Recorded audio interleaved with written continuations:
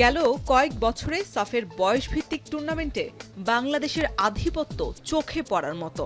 বিশেষ করে সাফ অনূর্ধ্ব-20 চ্যাম্পিয়নশিপে যেন ফাইনালে ওঠা এখন ছেলের হাতের মুয়া বাংলাদেশের যুবাদের কাছে। 2022 এরপর 2024, এবার আরও একবার ফাইনালে টিকিট কেটে শিরোপা না ছাড়ার বার্তাই যেন দিয়ে রাখলেন মোর্শেদ রোনানরা। সেই লক্ষ্য পূরণে মালদ্বীপের মালে স্টেডিয়ামে ম্যাচের শুরু থেকেই আক্রমণাত্মক ফুটবল খেলতে থাকে বাংলাদেশ।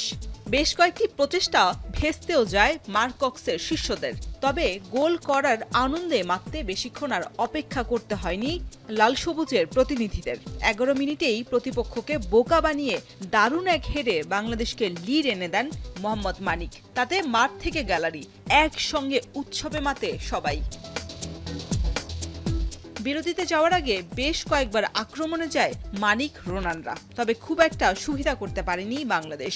1-0 গোলে এগিয়ে থেকে ড্রেসিং রুমে ফেরে মার্ক কক্সের দল। দ্বিতীয়ার্ধে গোল শোধে মরিয়া নেপালের ফুটবলাররা বাংলাদেশের ওপর যথেষ্ট চাপ রাখে, তবে বাংলাদেশের ডিফেন্ডারদের সতর্ক দৃষ্টিতে কাজের কাজ কিছুই করতে পারেনি নেপাল।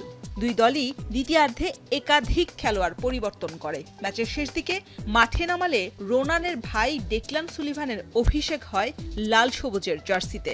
শেষ দিকে আর কোনো গোল নয়, 1-0 ব্যবধানে জয় নিয়ে মাঠ ছাড়ে বাংলাদেশ। শরীফ রওশন, এখন।